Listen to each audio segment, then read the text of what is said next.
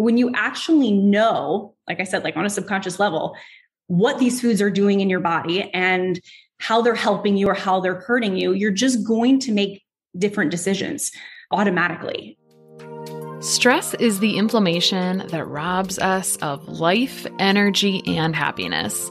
Our typical solutions for gut health and hormone balance have let a lot of us down. We're over-medicated and underserved. At The Less Stressed Life, we're a community of health-savvy women exploring solutions outside of our traditional Western medicine toolbox and training to raise the bar and change our stories. Each week, our hope is that you leave our sessions inspired to learn, grow, and share these stories to raise the bar in your life and home.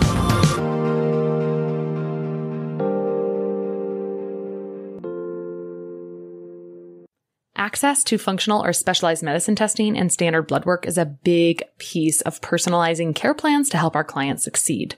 But getting accounts with multiple labs and ordering and tracking results from many different web portals slows efficiency by bogging us down in admin work.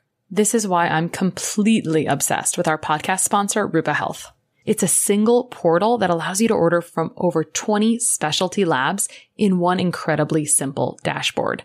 I'm talking less than 30 seconds to set up your free account and about 30 seconds to order the labs you need. All the results are in one place, and I can securely send clients their results with the click of a button. A big advantage for our clients is that standard blood work can be ordered for almost 2/3 less than other direct-to-consumer lab sites. Rupa is a lab concierge, so they send the lab invoices on your behalf if a client pays for their own labs. They help them get set up with a lab draw, navigate testing questions, and they provide the requisition forms. It's literally a dream. Go sign up for free to help streamline your practice and simplify ordering labs for your clients at rupahealth.com. That's RUPA health.com, and let them know I sent you when you sign up. You can also check out the show notes for this episode for a short video walkthrough of how I use Rupa Health in my own practice. Today on The Less Stressed Life, we're going to talk about where we're getting diet advice and metabolism and all of the things that contribute to kind of a broken metabolism, which is sort of one of those gray terms that we think we understand and we don't always understand. So to help us unwrap this, I brought in Megan Kober. Megan is a registered dietitian and founder of the Metabolism Makeover, a blog, brand, and nutrition coaching business that focuses solely on helping women fire up their metabolism as a means to drop fat instead of the traditional reduced calorie diet. She hates calorie tracking apps and is a big fan of strong and dirty vodka martinis and knows exactly what it's like to feel frustrated and broken over the lies she's been told by the diet industry. Thanks for that totally going against the grain bio that you shared with me, Megan. Welcome to the show. Yes, that's me. Thanks for having me. Yeah, you bet. So people will sometimes ask, like, where do these guests come from? Megan is a friend of a friend of a few friends, actually. And so I've known her and her work for a couple of years. And I thought, you know what? I feel like the undertones of your story, the big piece that sounds really sexy is making over the metabolism. But the sneaky piece behind the scenes is that you have a personal story and that there is a lot of personal stories in the nutrition world that have to do with maybe not the best health habits. And that's not like a diss. It's like we come by this honestly through the world. So why don't you open it up with telling us your story and why you even give a crap about this topic in the first place? Yeah, for sure. Well, when I was in school to be a dietitian, I remember sitting in class and learning about, just how to coach people, how to teach people how to lose weight. And I was really excited about this because that's a lot of what I wanted to do when I went to school. I wanted to help people just, feel good and be healthy and help with weight loss and, just really basic stuff. I didn't want to do anything really clinical or really medical. I just wanted the basic, I just want to help people feel good. And I remember very clearly that first week in this class that I had being told that we had to go home and track our calories. This was a part of a project that we were doing to go home and track our calories and shoot for a specific number based on how many calories we needed to eat per day. And this, of course, was based on a math equation, figuring out our basal metabolic rate and then times it by our activity level. And if we needed to lose weight, which was determined by our ideal body weight. And I don't even remember that fully, but that was some random number that someone made up at some point. Then we could put ourselves in a calorie deficit by 500 calories, 1,000 calories, just kind of depending on where our basal metabolic rate landed. We just shouldn't go below 1,200. So this was an actual project that we had to go home and do as dietitians. And I thought it was cool at the time. I was like, okay, well, this sounds cool. Like, it sounds pretty easy. You can go home and we didn't have my fitness pal back then. So, I'm writing down in my food diary every single day. And long story short, I got really obsessive about it because turns out that in order to hit this ideal body weight, I had to weigh 5 pounds less. And I'm a pretty small person. So this was extremely unnecessary for me to even attempt to be losing weight. But as I got more and more obsessed with calories and making sure that I was, I wanted to eat high volume foods because I liked to eat. So had to eat things that were lower in calories, but higher in volume. And I kind of learned how to, manipulate the system into eating these diet foods that are sugar-free, fat-free. I was eating extremely low nutrient dense foods, and I was exercising. I was doing like 60 minutes of cardio a day. That was another thing that we learned was if you have patients that need to lose weight, they should be doing a minimum of 60 minutes of cardio a day, if not 90. So I'm doing all these things. And I did lose some weight to begin with. I think a lot of it was probably muscle, but it completely destroyed my relationship with food. And eventually I started to actually gain weight because, as you and I know, that only lasts so long. I started binging. I eventually started purging. I went through a period of, honestly, a few years on and off of binging and purging. And if I wasn't purging, I was at least just binging. And I gained about 20 pounds over the course of my time being in school to become a dietitian. You can imagine what that did for my self-esteem, because here I am, like, I'm going to school to help people feel good about themselves and to be healthy. And I knew that what I was doing was not healthy. I knew that this was totally screwed up. And I also felt like I was the only person in the world that was going through this. And what was so interesting is at my senior year, I had a class where we were learning how to coach and do motivational interviewing and all that. And my teacher, we talked a lot about intuitive eating in that class. And this teacher was trying to get us to, she knew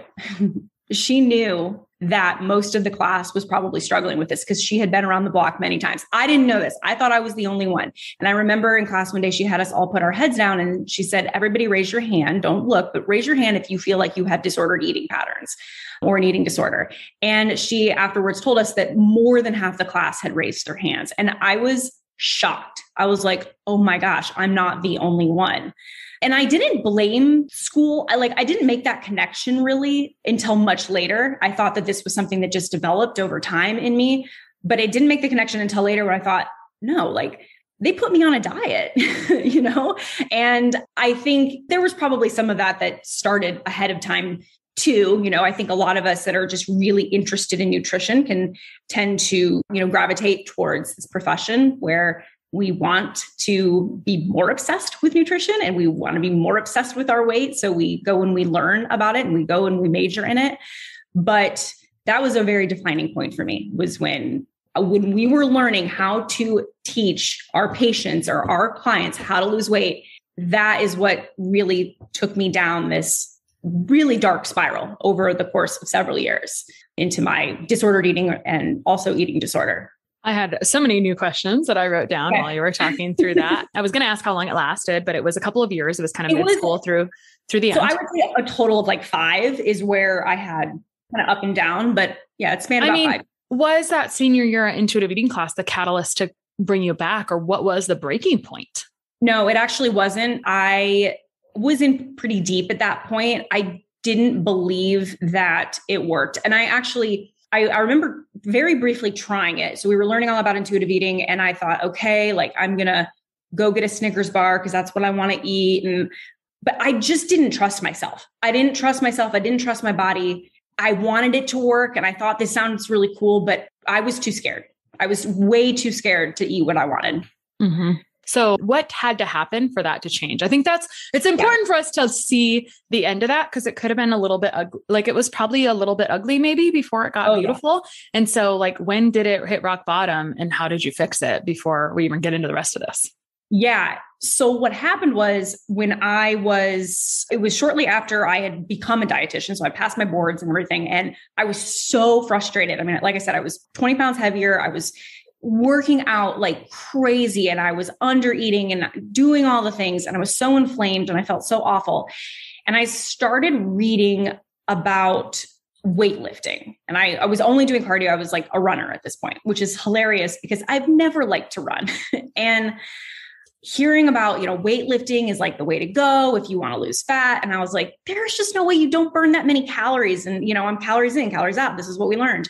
And I think I just, kind of hit rock bottom. And I was like, I got to do something different. Like I'm just doing the same thing over and over again. So I started weight training and I said, I'm not going to do any exercise or I'm not going to do any cardio for like a month. And it was crazy. Where I'm at now, it's crazy to think that I had such quick results because I just can't imagine how much I broke my system at that point with my disordered eating, but it worked. My body was responsive. Luckily, I think I was young enough still.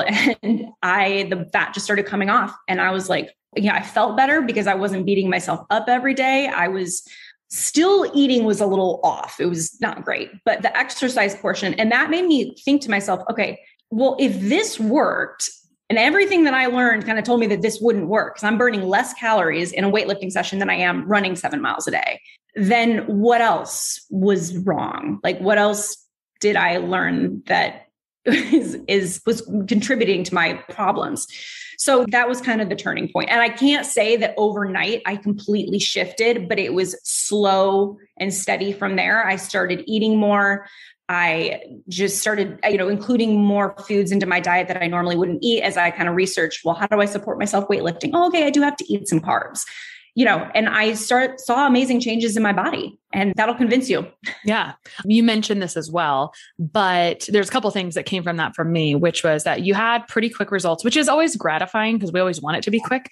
And I think one of the things that contributes to that is if you are in your younger years, you tend to be more resilient. You haven't killed all your adrenal cells yet over like chronic. I mean, a couple of years is a long time, but when you do it for 10 years back and forth, it takes a lot longer to unravel it.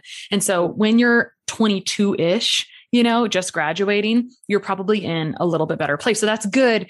And I think maybe useful for everyone to hear because we all want the exact same results as someone else. But in general, people who are younger tend to be more resilient because we haven't killed as many cells yet through our stress response. Absolutely. And we talk about this in my program, like depending on how long you've been doing this, that you can expect to take a lot longer than someone who's maybe been doing this for 2 years. If you've been doing it for 20 years, like you might not see any results for 6 months. You might not see any results for a year, and that's really hard to hear, but there's a lot of repair that has to be done. It also brought up a thought or something I feel like I've heard a lot in the past. So I am like openly say, I'm not talking about weight loss because weight loss is such a secondary thing for primary causes, which is, I know what you talk about as well, but I will hear this comment. I used to be able to lose weight easily from XYZ restriction, exercising more. And now I feel like I'm stuck or whatever. And that's really like an early sign of some of this, right? Like you don't get to do the same things forever. And people will say it at a certain age, it kind of shifts. What do you want to say about that, if anything? I think there's a few things that are happening.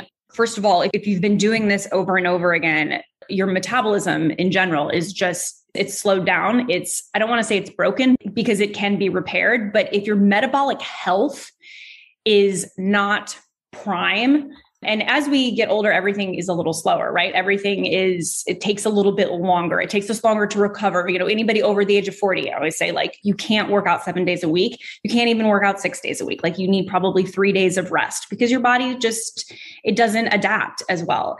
So if your metabolic health is not prime, then you're going to have weight loss resistance because unfortunately our metabolism, it is important, but like fat loss and a speedy metabolism is not keeping us alive.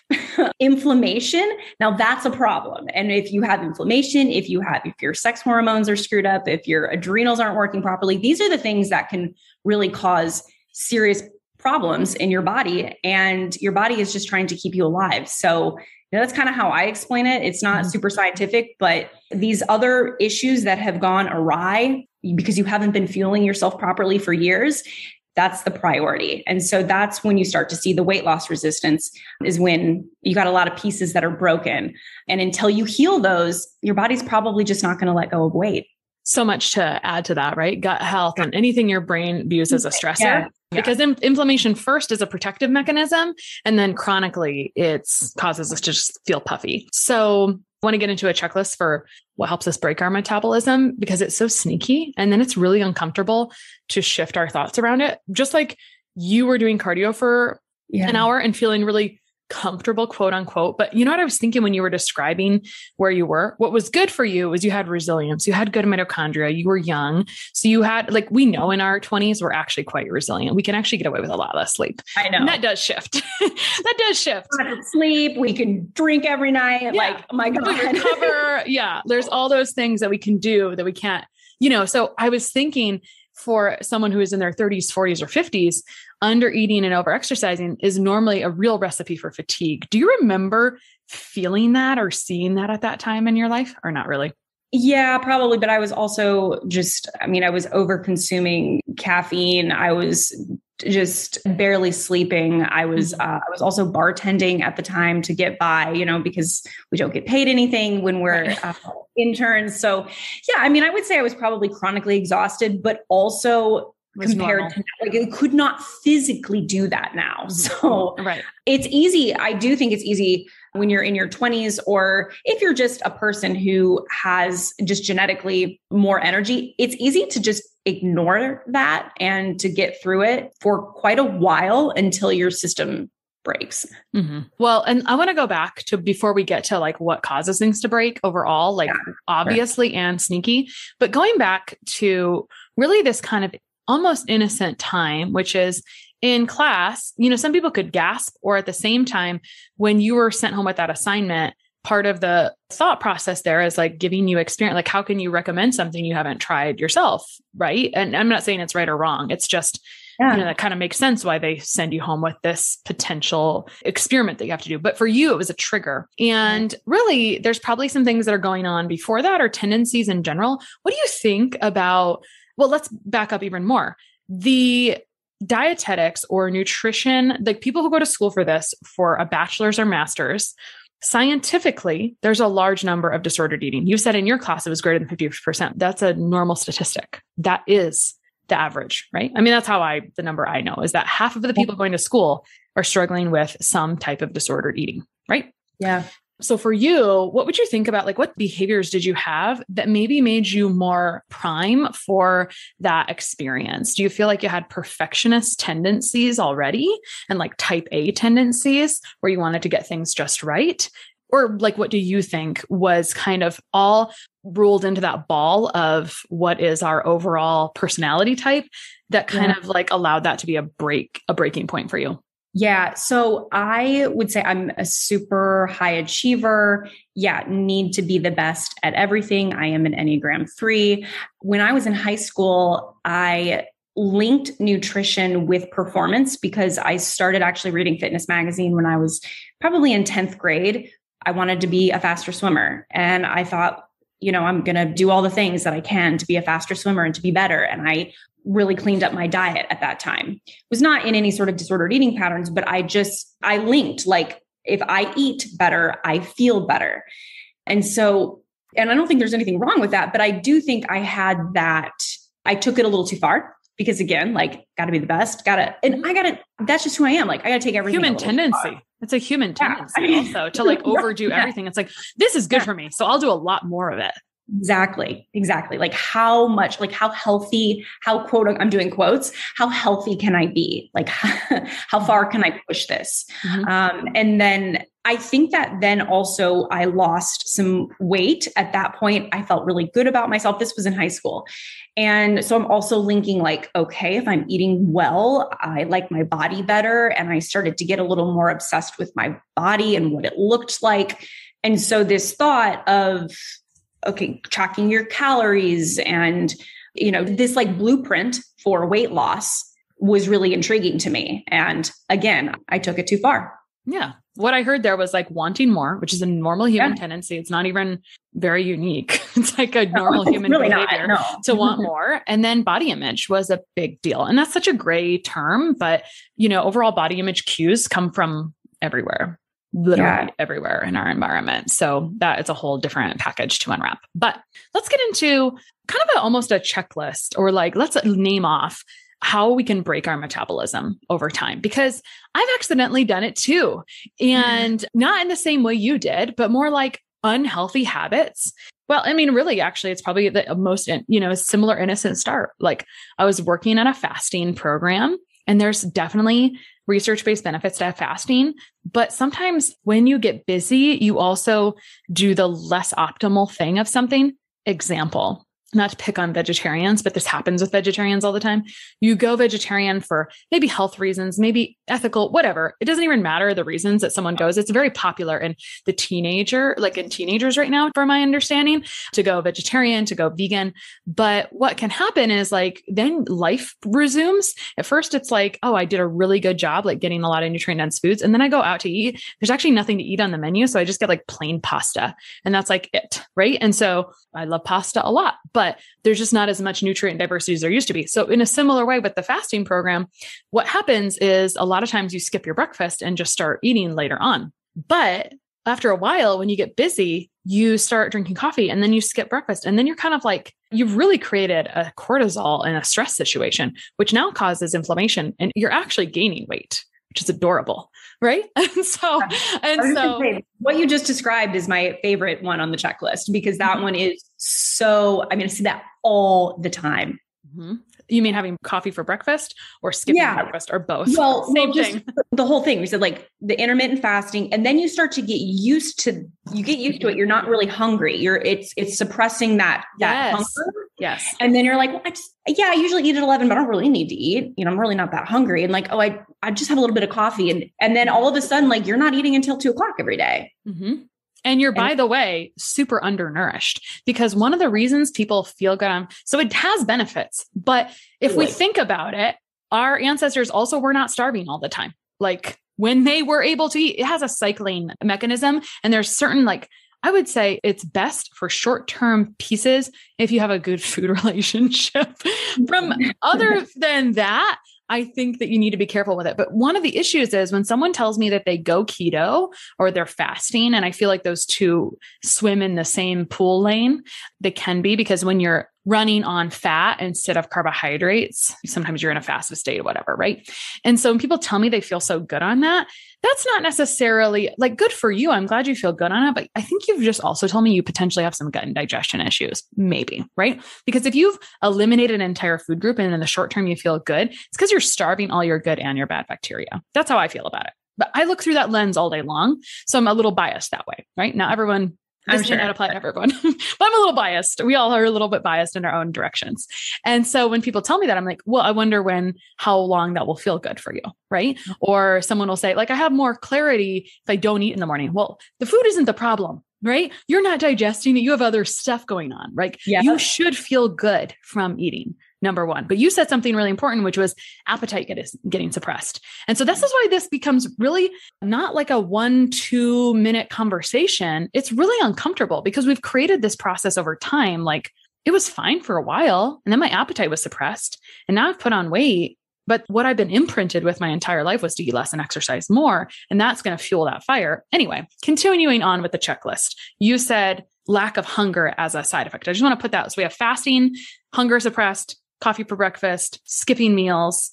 Like what else all fits in this? Over exercising. So we can add the exercising in with that, like fasting, high intensity interval training, coffee, or probably coffee and then high intensity interval training, and then eating later in the day, and any sort of over exercising. But I think adding that in is another behavior that I see a lot. That is, again, going to boost your cortisol. And what I was going to say too, when people say that they feel really good eating this way or not eating this way, I guess I should say, is it also feels really good to run on cortisol.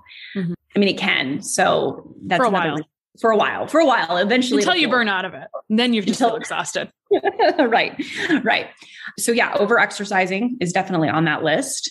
So we said this in different ways, but undernourishing, I think, is the big conversation is like, if you don't eat till 2, you're probably not going to get enough nourishment in. And if you already have some gut indigestion, like if you eat fast and you eat at your desk, you're already not going to digest well. Just like, that's how that is. So you're not going to get the nutrients. So undernourishing and in so many, like, it's like all of these things overlap. So it's you have to define it in different ways, but it's essentially undereating. It's essentially the overall theme is undernourishment and expecting your body to do more with less is what it feels like. It is. I mean, that's just, across the board. That doesn't mathematically work out later on.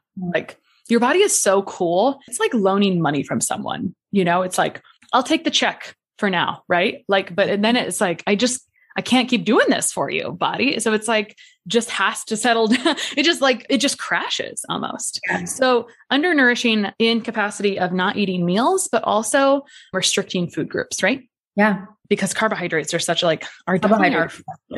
restriction of carbohydrates, because people have been on all kinds of diets where restricting carbohydrates reduce bloating and reduce, because it's digestion 101, right? Like if you don't digest carbohydrates, they ferment and you cause bloating and gas. So it's a gut and digestion issue. Hold on to water. I mean, simply, even if you don't have gut issues, holding on to water, so you cut it out for a day, you're going to lose weight. Mm-hmm. And when you restrict, what happens next? Then you are like, I remember a woman who said to me one time, "Oh, I thought potatoes were bad." And then she's telling me how she's like in the pantry and ate a box of cookies. And she's like, "Well, that was stupid." And I was like, 1, that's not a helpful thought. Let's not beat ourselves up over that. 2, who told you that potatoes weren't okay? And who told you that eating a box of cookies was the right next choice, right? Like your brain told you that, right? I mean, the things came from other places, but sometimes it's not a criticism. It's like, sometimes you can't see it when you're inside the bottle. That's all, and you're like, but what happens after you restrict is binging. And so we see food relationship issues all over the place. I mean, for me, the food relationship issues, like for you, fasting and coffee and high intensity exercise is your favorite situation. And I see one of my most common situations is restrictive dieting in the form of an elimination diet that just never goes away, right? There's no other step after that. So it's a different kind of undernourishment. So can we even come up with anything besides undernourishment, Megan? Or is that like what it's all going to come back to? Well, I mean, I think undersleeping is something that you could definitely throw in there. Yeah. And this is a huge problem. And I think adding on to the stimulants, I don't know how much you see this, but not just caffeine, but Adderall abuse and these things that I think I might see this more because I have ADHD and I do have an Adderall prescription. I take it. And so I'm very hyper aware of it suppresses your appetite. And, I have a lot of clients that are taking it and they're like, I'm not eating all day. And, they like it. And they're like, I'm losing weight. But then I see the other end of the spectrum where what happens is after years of this, they go off of it or they don't even go off of it, but they're under eating so much that they end up, their metabolism slows down and they end up losing weight. Also, it's similar to caffeine, or it's even stronger than caffeine in that it's hyping up your system and your cortisol again. So both of those things, I think are adding to it. Well, you're just describing something I think that's important, because what happens if we run on cortisol for a long time is we're either pushing on the gas or we're driving the speed limit or we're speeding, which is high cortisol, or we've run out of gas. And so if you speed for a long time, you might blow through gas faster. And then if you're not repleting it, I like this analogy, but if you're not repleting it, you run out of gas. And then the only way you actually feel good is false cortisol stimulation through caffeine sources. Yeah, exactly. It's really like annoying. Isn't it annoying when things break down overall? It is so annoying. Well, it actually happened to me recently with the adrenals and I actually had a copper overload and I felt like I was dying for about 3 months. And I went to our mutual friend, Robin, and I was like, please fix me, like just anything that it'll take. And you kind of have to that makes you really stop and pause and say, wow, like I have to really make sure that I'm doing all the things every single day. Like go to bed at 10 o'clock, Megan, like eat breakfast, lunch, dinner, snacks, increase your carbs, stop drinking caffeine, Well, and in reality, like what you just described there is not an unreasonable combination or equation, but it's met with a lot of resistance because of how we've set up it's really our thoughts that have kind of created a burden for us and created quite a little bit of a mess. And we all hit a breaking point before we realize it, right? I don't really even know how I was like, oh, I think my metabolism is actually kind of screwed up. I was like, that was an unhealthy habit that just was born out of like one experimenting that turned into busy laziness and then turned into like exhaustion, like an exhaustion, like at the end of the day, after seeing clients all day long, I was like, I felt like someone stepped on me a little bit. Like I was just done. Right. Or I was resentful about having appointments on my scheduled day off because I actually needed it to recover. I actually didn't think I was fatigued. I just thought I was like spent at the end of the day. Isn't it funny how we have to say things differently for them to resonate properly? I like describe the same symptom 4 ways sometimes so it resonates properly with people. But I find this whole picture pretty dang uncomfortable for people. And so I'm glad we got to unwrap it a little bit today. So, okay, let's review a little bit and see what we've missed so far. So we got through the story, which is like in our profession, there's a lot of type A perfectionist tendencies, but in the world there is, right? I mean, it's probably, if there's only type A and type B, then I suppose at least half of right. are perfectionist tendencies. And so it just takes the right situation to kind of like set someone off or be the straw that breaks the camel's back. In our younger years, we tolerate it. In our older years, the recipe for fatigue is undernourishing, whether it's sleep or nutrition or hydration or whatever is like those life-giving things that need to be in line. And it might look like gaining weight or not being able to lose weight like you used to, or just feeling like something's really screwed up here. Like this life I'm living just isn't really like adding up to the thing I want it to be. So we talked through like a good checklist for breaking metabolism, which was like fasting, then hunger suppressed, coffee for breakfast, over exercising, or the combo, your favorite, fasting plus HIIT plus coffee plus eating later in the day, running on cortisol in general, which is all that undernourishing of sleeping, restricting carbohydrates, and then adding in stimulants, which was a really good one. Was there anything else we should add to that list? I felt like we hit them. Like those are like really common ones, and just giving personal, like those personal examples, I think help them land a little bit because we don't always think that these apply to us, do we? Right. When we didn't even talk about just like life stressors. Mm-hmm. I think that's typically what we think about when we think about stress, but all of these things go into this bucket. And, once it overflows, and that's why I think, there's some people who they're like, I love intermittent fasting. It works great for me. And then other people do it for literally a month or two. And they're like, I lost my period. I'm broken. And it all just depends on what all you have in that stress bucket. It depends on your DNA too, but just adding to that, being able to control your life stress as well. And that of course could be an entirely different podcast. It's an all day conversation. And I will just like volunteer that stress looks so different for me when I was going for appointment to appointment and like literally being excited about being in different and like bringing a lot of energy to it was actually also being read as cortisol. And I really had to pay attention to just how my heart was beating during calls and like the prep, the 5 minutes before, was I getting like stressed on being ready in time and all of those little things that like I was not really thinking was stress compared. I mean, we all have things like that. So we created a checklist for breaking metabolism, but I think we could actually create a short list of like signs of a broken metabolism because you said loss of cycle or irregular cycle. Yeah.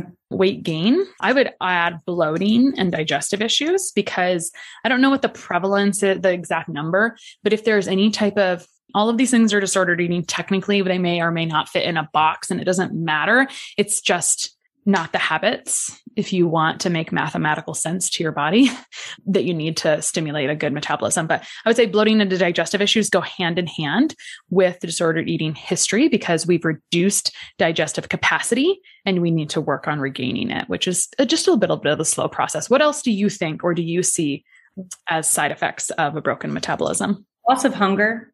Mm-hmm.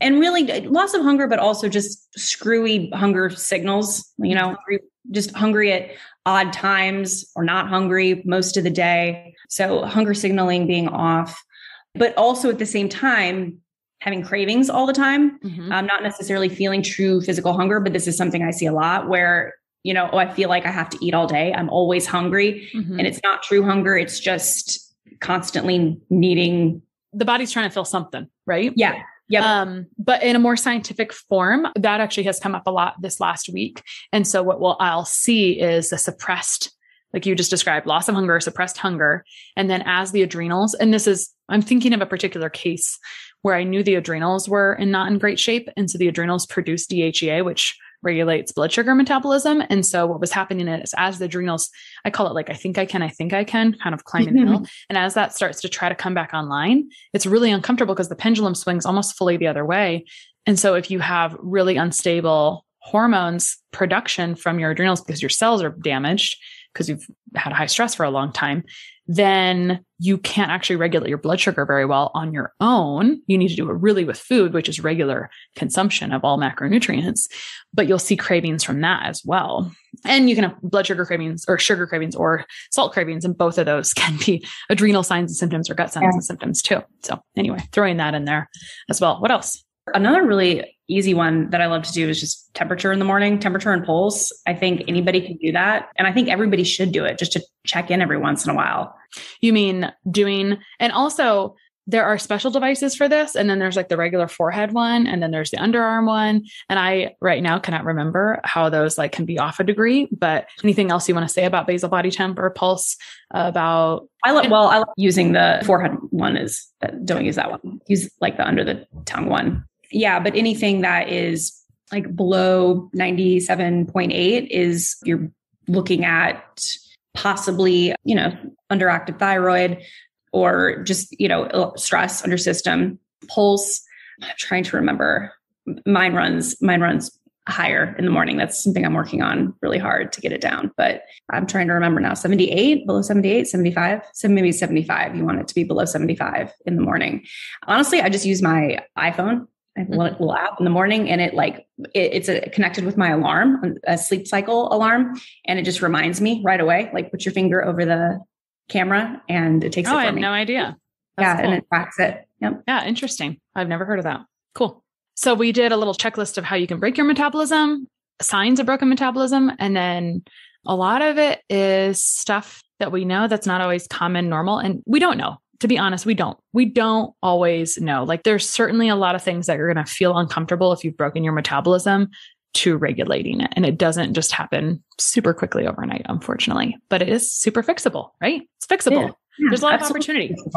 Yeah. So finally, and I think this is a really important question, we talked about disordered eating prevalence of many styles in the people being trained to teach nutrition to the world.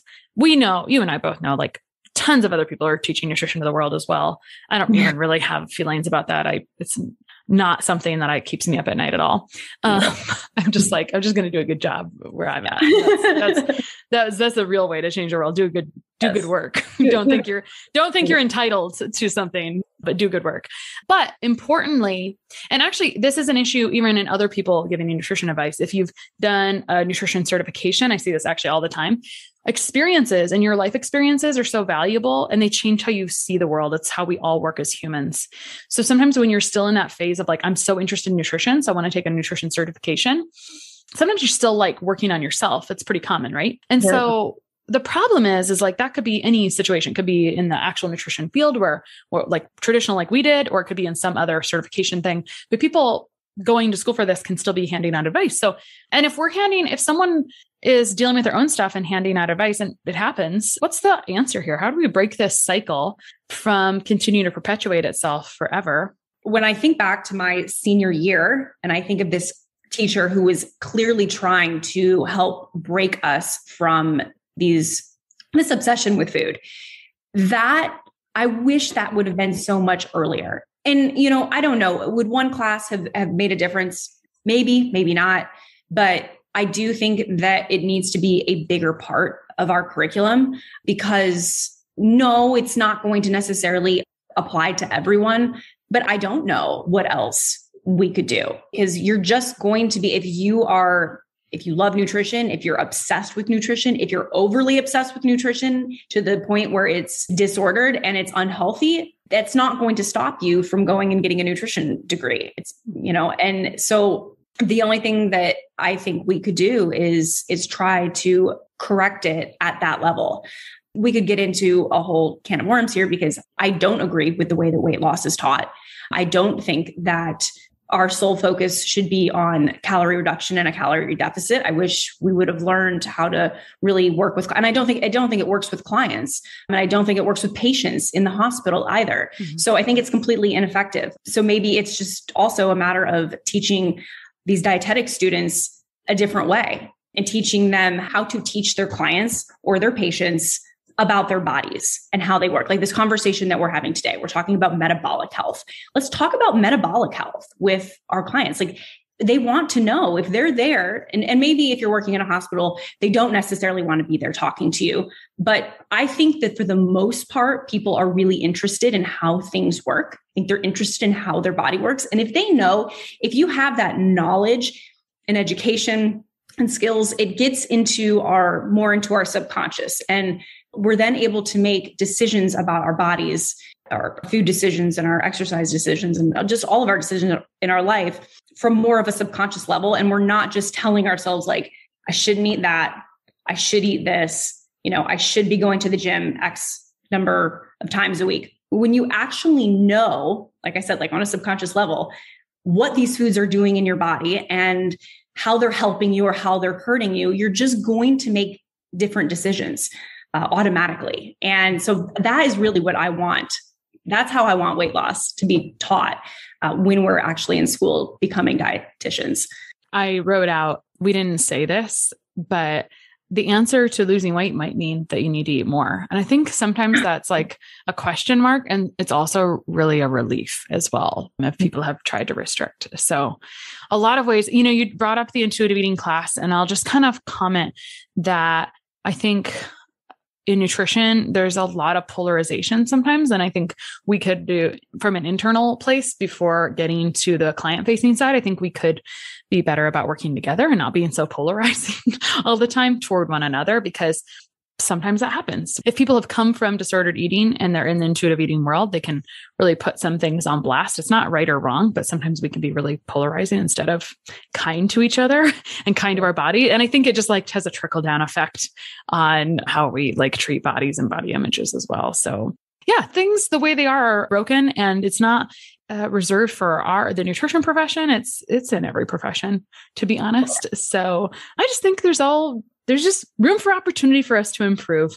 And I'm just going to keep doing my job over here instead of I applaud and support and am thankful for the people making those glacial type changes in the policy part, because it is kind of a challenge for them to change the curriculum that's been there for a long time. And that's how medicine is in general. It takes a long time to change and to see changes. So yeah. Real answer is about 20 years. I don't know how accurate. It's 17 in the research. Yes. So 20 years, essentially, once we have updated research before it trickles down. And you see that with all kinds of things. It's like slow going to change. We're not necessarily overly progressive, but I also think like we have such a personal responsibility. We don't have to rely on someone else. We don't have to rely on someone with outdated information to be our guidance. And I think that actually tends to be the situation. And some people are bitter about it. And I think if we just point out, like, if you're giving outdated, ineffective advice, maybe like you should change it, right? Like, and you can have personal responsibility around that. So like do the work to learn, to educate, if no one's spoon feeding you the education, then it's a good time to learn. So, All right, Megan, where can people find you online? You can find me on Instagram. I'm Megan, the dietitian, and my program handle is the Metabolism Makeover. I'm also at metabolismmakeover.co. I think those are the best places to find me. Perfect. Thanks so much for coming on today. Thank you. Sharing and reviewing this podcast is the best way to help us succeed with our mission to help integrate the best of East and West and empower you to raise the bar on your health story. Just go to reviewthispodcast.com/less stressed life. That's reviewthispodcast.com/less stressed life. And you'll be taken directly to a page where you can insert your review and hit post.